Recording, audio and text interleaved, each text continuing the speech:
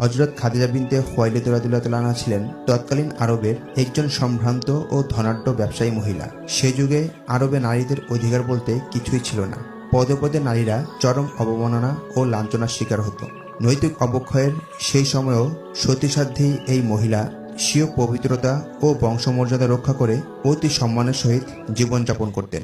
তার এই পবিত্র ও সুমধুর চারিত্রিক বৈশিষ্ট্যের কথা চারিদিকে ছড়িয়ে পড়েছিল, যাহার ফলে আইয়ামে জাহিলিয়াতের সে যুগেও লোকজন তাকে তাহিরা উপাধিতে ভূষিত করেছিল।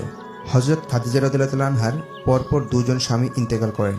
তাদের পরিত্যক্ত সম্পদ এবং পৈতৃক সূত্রে প্রাপ্ত সম্পদ মিলিয়ে তিনি অঢেল ধন সম্পদের মালিক ছিলেন। এই ধন সম্পদ তিনি দরিদ্র ও অসহায়দের মাঝে দান করতেন এবং মানুষের কল্যাণে ব্যয় করতেন। পাশাপাশি তিনি কর্মচারী নিয়োগ করে তাদের মাধ্যমে বিভিন্ন দেশে মালামাল পাঠিয়ে ব্যবসা বাণিজ্য অব্যাহত রেখেছিলেন এবং নিজেই তা তত্ত্বাবধান করতেন। একবার কুরাইশদের একটি বাণিজ্যিক কাফেলা তাদের মালামাল নিয়ে ব্যবসার উদ্দেশ্যে সিরিয়া গমনের প্রস্তুতি নিচ্ছিল। হযরত খাদিজা রাদিয়াল্লাহু তাআলা আনহা তার মালামালও বিদেশে প্রেরণের পরিকল্পনা করলেন এবং কাকে স্বীয় ব্যবসার দায়িত্ব প্রদান করা যায় এই নিয়ে তিনি ভাবছিলেন। তার মালামালের পরিমাণ এত বেশি ছিল যে সমগ্র কুরাইশদের মালামাল একত্র করলেও তার সমপরিমাণ হতো না। এ সময় আমাদের প্রিয় নবী হযরত মুহাম্মদ সাল্লাল্লাহু আলাইহি ওয়াসাল্লামের বয়স ছিল 25 বছর। তার সততা, ন্যায়নিষ্ঠা, আমানতদারিতার সুনাম ছড়িয়ে পড়েছিল শহর থেকে শহরে। মক্কা নগরীর সকলেই তাকে আল আমিন, সত্যবাদী বলে ডাকত। হযরত খাদিজা রাদিয়াল্লাহু তাআলার কাছেও তার সত্যবাদিতা ও কর্মদক্ষতার কথা অজানা ছিল না। তাই তিনি এরূপ বিশ্বস্ত ও অভিজ্ঞ ব্যক্তির উপর স্বীয় ব্যবসার দায়িত্বভার অর্পণ করার সিদ্ধান্ত নিলেন। এই উদ্দেশ্যে তিনি নবী মুহাম্মদ সাল্লাল্লাহু আলাইহি ওয়াসাল্লামকে তার বাড়িতে ডেকে আনার জন্য লোক পাঠালেন। হযরত খাদিজা রাদিয়াল্লাহু তাআলা আনহার আহ্বানে নবী করিম সাল্লাল্লাহু আলাইহি ওয়াসাল্লাম তার বাড়িতে উপস্থিত হলেন। তিনি অত্যন্ত সম্মানের সহিত নবী করিম সাল্লাল্লাহু আলাইহি ওয়াসাল্লামকে বললেন, আমি আপনার সত্যনিষ্ঠা, বিশ্বস্ততা ও উন্নত চরিত্রের কথা জানতে পেরেছি। যদি অনুগ্রহ করে আপনি আমার ব্যবসার দায়িত্বভার গ্রহণ করে মালামাল সহ সিরিয়া গমন করেন তাহলে আমি খুবই বাধিত হব। আপনার খেদমত এবং নির্দেশ অনুযায়ী কাজ করার জন্য আমি আমার বিশ্বস্ত গোলাম মাইসারাকেও আপনার সাথে প্রেরণ করব। এছাড়া অন্যদেরকে আমি যেই হারে লভ্যাংশ দিয়ে থাকি আপনাকে তার দ্বিগুণ প্রদান করব।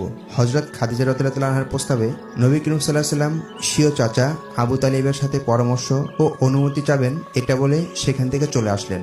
আবু তালিব তখন প্রায় বৃদ্ধাবস্থায় উপনীত হয়ে পড়েছিল।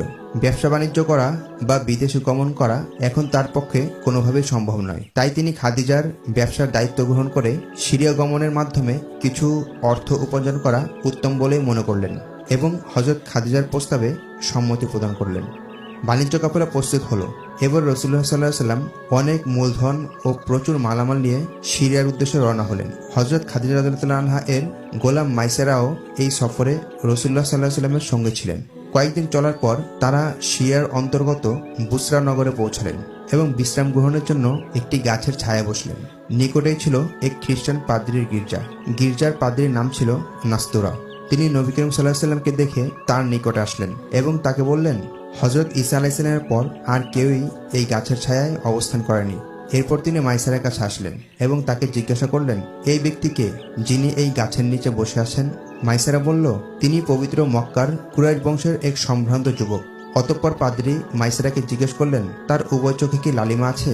মাইসারা বলল, হ্যাঁ, তার উভয় চোখে লালিমা আছে এবং এই লালিমা কখনো দুর্বৃত হয় না। পাদ্রী বললেন, ইনি হলেন এ উম্মতের প্রতিশ্রুত শেষ নবী। অতঃপর নবী করিম সাল্লাল্লাহু আলাইহি ওয়াসাল্লাম সমস্ত পণ্য বিক্রি করে নতুন কিছু পণ্য ক্রয় করলেন। পূর্ব অভিজ্ঞতা কাজে লাগিয়ে এবার তিনি প্রচুর লাভবান হলেন।